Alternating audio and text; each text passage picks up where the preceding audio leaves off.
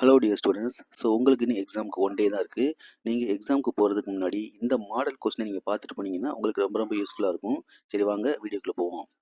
உங்களுக்கு தமிழை பொறுத்தளவுக்கு ஃபஸ்ட்டு 14 வந்து ஒன் வேர்ட்ஸ் தான் கேட்பாங்க. இதில் என்னென்ன கொஸ்டின்ஸ்லாம் கேட்டிருக்காங்க அப்படிங்கிறத பார்ப்போம். ஃபஸ்ட்டு கொஸ்டின் பார்த்தீங்கன்னா, தென்னிந்தியாவின் நுழைவு வாயில் என்று அழைக்கப்படுவது ஆப்ஷன் ஆவண்ணா சென்னை. செகண்ட் கொஸ்டின், பள்ளிக்கு காலையில் 5 மணிக்கே வரக்கூடிய மாணவனின் பெயர் என்ன? ஆப்ஷன் ஆனா சட்டாம்பிள்ளை. கொஸ்டின் நம்பர் 3, இந்தியாவின் பழமையான நூலகம் எது?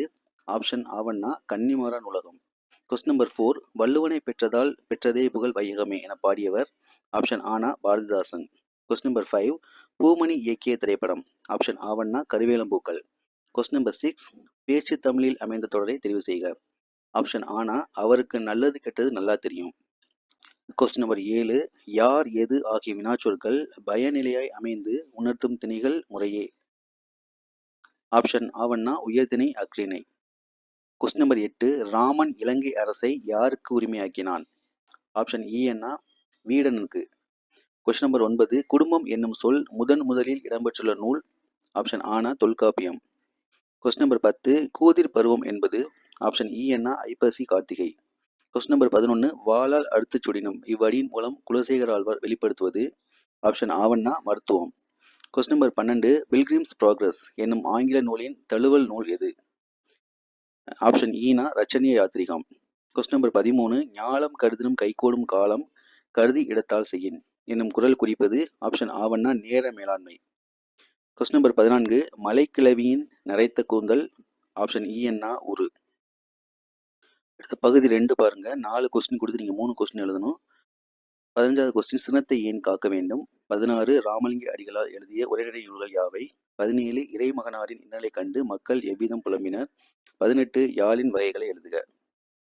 அடுத்து பிரிவு 2ல் 3 கொஸ்டின் கொடுத்து 2 கொஸ்டின் எழுதணும். கொஸ்டின் நம்பர் 19, பின்னணி இசை படத்தின் காட்சி அமைப்புக்கு எவ்வாறு உயிரோட்டும் சான்று தருக? கொஸ்டின் நம்பர் 20, கன்னிமாரா நூலகம் குறித்து எழுதுக. கொஸ்டின் நம்பர் 21, அக்காலத்து கல்வி முறையில் மனநப் பயிற்சிக்கு உதவிய நூல்கள் யாவை? அடுத்து 9 கொஸ்டின் கொடுத்து அதில் நீங்கள் 7 எழுதணும். கொஸ்டின் நம்பர் 22 பார்த்தீங்கன்னா 2 வார்த்தை கொடுத்துருக்காங்க. கோவில் தலைமை அப்படிங்கிறத சொற்களை பிரித்தும் சேர்த்தும் தொடரமைத்து எழுதுக. கொஸ்டின் நம்பர் 23 பார்த்தீங்கன்னா பகுபத உறுப்பிலக்கணம் ஏதாவது ஒன்று நம்ம எழுதினா போதும். கொஸ்டின் நம்பர் 24, புணர்ச்சி விதி கொடுக்கணும் ஏதாவது ஒன்றுக்கு. கொஸ்டின் நம்பர் 25, தொன்மம் விளக்கம் தருக. கொஸ்டின் நம்பர் 26, மரபு சொற்களை தொடரில் அமைத்து எழுதுக. அகலக்கால் கண் துடைப்பு கொடுத்துருக்காங்க. கொஸ்டின் நம்பர் 27, பொருள் வேறுபாடு அறிந்து தொடரமைக்க. திண்மை திண்மை. அடுத்து கொஸ்டின் நம்பர் 28, தொடரில் உள்ள பிழைகளை நீக்கி எழுதுக. ரங்கன் வெங்கல பாத்திர கடை வைத்திருக்கிறார். வெங்கல அப்படிங்கிற இடத்துல வெண்கல அப்படிங்கிறது வரும். அடுத்து கொஸ்டின் நம்பர் 29, பொருத்தமான வேற்றுமை உறுப்புகளை சேர்த்து முறையான தொடர்களாக. வேற்றுமை உறுப்புகள்னா ஐ ஆல் கூ இன்னது கண் அந்த இது சேர்த்து எழுதணும். போட்டி வெற்றி பெற்றது கலைச்செல்வி பாராட்டுகள் குவிந்தன. அடுத்து கொஸ்டின் நம்பர் 30, பொருட்கோள் எத்தனை வகைப்படும் அவையாவை? அடுத்து பகுதி 3 பாருங்க. பகுதி 3ல் பிரிவு 1 சிறுவினா. 4 கொஸ்டின் கொடுத்து அதில் நீங்கள் வந்து 2 எழுதணும். கொஸ்டின் நம்பர் 31, வருபவர் எவராயினும் நன்றி செலுத்து இடம் சுட்டி பொருள் விளக்கம் தருக. இதில் வந்து இடம் சொல்லணும். நீங்கள் வந்து அதுக்கடுத்து அதோட விளக்கம் எழுதுன்னு பார்த்துக்கோங்க. அடுத்து கொஸ்டின் நம்பர் 32, மனத்திருப்பம் அவசியமான பண்பு என்பதை குரல் நெறி நின்று விளக்குக. கொஸ்டின் நம்பர் 33, திருஞான சம்பந்தர் பங்குனி உத்திர திருவிழாவை எவ்வாறு பதிவு செய்கிறார்? கொஸ்டின் நம்பர் 34, சிற்பி பாலசுப்ரமணியம் குறித்து எழுதுக. பிரிவு 2 பாருங்க. இதுலேயும் 4 கொஸ்டின் கொடுத்து 2 கொஸ்டின் எழுதணும். கொஸ்டின் நம்பர் 35, திரைப்படத்தின் காட்சி ஆற்றலை எடுத்துக்காட்டுடன் புலப்படுத்துக. கொஸ்டின் நம்பர் 36, மணலில் எழுதியது முதல் தற்காலம் வரை எழுதும் முறையில் ஏற்பட்டுள்ள மாற்றங்களை தொகுத்துரைக்க. கொஸ்டின் நம்பர் 37, வேளாண் மேலாண்மை குறித்து நீவீர் பரிந்துரைப்பை பற்றி எழுதுக. கொஸ்டின் நம்பர் 38, மயிலையாரின் தொடக்க கால ஆய்வுகள் பற்றி எழுதுக. அடுத்து பிரிவு 3, அதில் பார்த்தீங்கன்னா நீங்கள் வந்து 3 கொஸ்டினுக்கு ஆன்சர் பண்ணணும். கொஸ்டின் நம்பர் 39 பார்த்தீங்கன்னா ஒரு குறள் கொடுத்துருக்காங்க. அந்த குறளில் வந்து என்ன அணி இருக்குது அப்படின்னு சொல்லிட்டு நம்ம எழுதணும். அன்பும் அறனும் உடைத்தாயின் இல்வாழ்க்கை பண்பும் பயனும் அது. இந்த குறளில் வந்து என்ன அணி வந்திருக்குன்னு சொல்லிட்டு அந்த அணியோட வந்து எழுதணும். அதே போல் அந்த அணியை பற்றி இலக்கணம் எழுதணும். அதுக்கு வந்து விளக்கம் எழுதணும். அதுக்கடுத்து அதுக்கு சாய்ஸ் என்ன கேட்டிருக்காங்க, ஓமை அணியை சான்றுடன் விவரிக்க. ஓமை அணி கொடுத்துட்டாங்க. அந்த அணியை பற்றி எழுதணும். அந்த அணிக்கு ஒரு எடுத்துக்காட்டு எழுதணும். அதுக்கடுத்து அதோட விளக்கம் எழுதணும். அடுத்து கொஸ்டின் நம்பர் 40 பார்த்தீங்கன்னா, பின்வரும் பழமொழியை வாழ்க்கை நிகழ்வோடு பொருத்தி எழுதுக. 2 பழமொழி கொடுத்துருக்காங்க. இதில் ஏதாவது ஒரு பழமொழி வச்சு ஒரு நிகழ்ச்சி மாதிரி நீங்கள் வந்து ஒரு பேராகிராஃப் மாதிரி எழுதணும். அதுக்கடுத்து கொஸ்டின் நம்பர் 41 பார்த்தீங்கன்னா, ஒரு பாட்டு கொடுத்துருக்காங்க. அந்த பாட்டோட திரண்ட கருத்து, மைய கருத்து, மோனை, எதுகை, இயைபு அந்த நயங்கள்லாம் கேட்டிருக்காங்க. நீங்கள் ஃபஸ்ட்டு என்ன பண்ணீங்கன்னா, அந்த பாட்டை நல்லா படித்து பார்த்துக்கோங்க. படித்து கற்று அதில் வந்து மைய கருத்து என்ன அப்படிங்கிறத மென்ஷன் பண்ணியிருந்தா அதுக்கு 1 மார்க் கொடுத்துருவாங்க. அதுக்கடுத்து அதில் வரக்கூடிய அந்த நயங்கள் வந்து ஏதாவது ஒரு 3 நயம் நீங்கள் எழுதினா போதும். ஸோ ஒரு 3 மார்க் கிடச்சிரும்.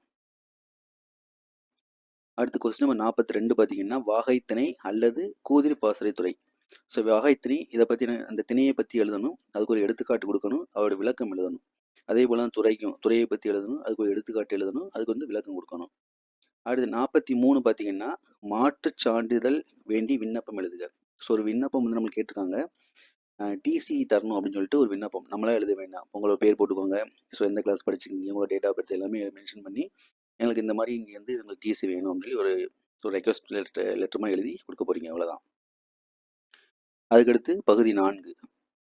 பகுதி 4 பார்த்தீங்கன்னா 6 மார்க்கு 3 6 மார்க் நீங்கள் அட்டன் பண்ணணும். இதில் வந்து எய்தரா சாய்ஸ் தான் கொடுத்துருக்காங்க. இப்போ 44 பார்த்தீங்கன்னா, அதில் என்ன கேட்டிருக்காங்கன்னா, அரங்கின் அமைப்பை சிலப்பதிகாரத்தின் வழி விளக்கி எழுதுக. ஸோ அந்த கொஸ்டின் நீங்கள் படிச்சிருப்பீங்க. அந்த கொஸ்டின் தகுந்த மாதிரி 6 மார்க் தகுந்த மாதிரி நீங்கள் எழுதுங்க. ஃபுல்லாக கதை எழுதணும் அப்படிலாம் தேவையில்லை. நீங்கள் ஒரு பேஜோ 2 பேஜோ எழுதினா கூட போதும். பட் மெயினான பாயிண்ட் மட்டும் இருந்தால் போதும். ஹெட்டிங் கொடுத்து எழுதுங்க. முன்னுரை முடிவுரை போட்டு ஹெட்டிங் சப் ஹெட்டிங் கொடுத்து எழுதுங்க. அதுக்கு சாய்ஸ் பார்த்தீங்கன்னா, திருக்குறள் ஒரு வாழ்வியல் இலக்கியம் விளக்கு அப்படின்னு சொல்லி கேட்டிருக்காங்க. ஸோ இதுவும் நம்மளுக்கு புக்கில் உள்ள கொஸ்டின் தான். நீங்கள் படிச்சிருப்பீங்க. படித்ததை வச்சு எழுதிடலாம். அடுத்து 45ல் ஆனா பாருங்க.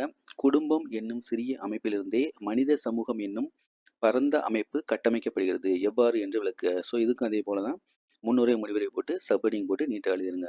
அதுக்கு சாய்ஸ் பார்த்தீங்கன்னா ஆவண்ணா பண்டைய கால கல்வி முறையில் ஆசிரியர் மாணவருக்கு இடையே நடந்த கற்றல் கற்பித்தல் பணிகளை எழுதுக. ஸோ இது வந்து நம்ம படித்து தான் எழுதணும் தேவையில்லை. நம்மளா கூட ஜெனரலாக எழுதலாம். ஸோ ஜெனரலாக எழுதும்பொழுது எந்த ஒரு ஸ்பெல்லிங் மிஸ்டேக் இல்லாமல் நீங்கள் எழுதுங்க.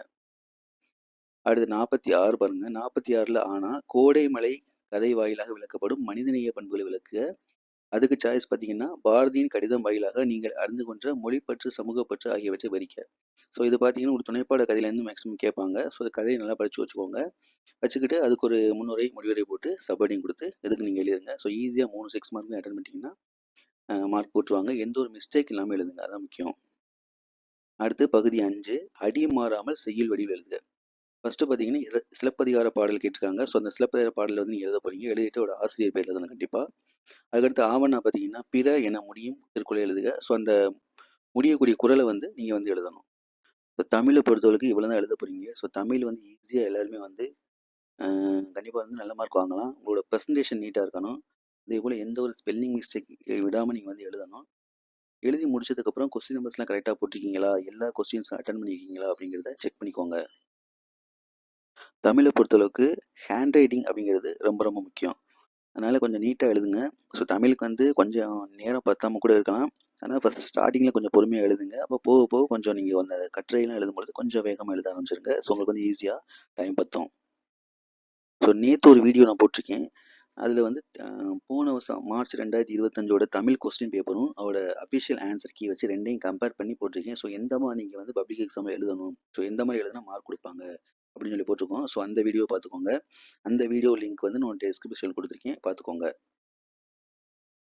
ஸோ இன்னொரு முக்கியமான விஷயம், 1 வேர்டு நீங்கள் ஆன்சர் எழுதும் பொழுது கண்டிப்பாக ஆப்ஷன் போட்டு ஆன்சர் எழுதணும்.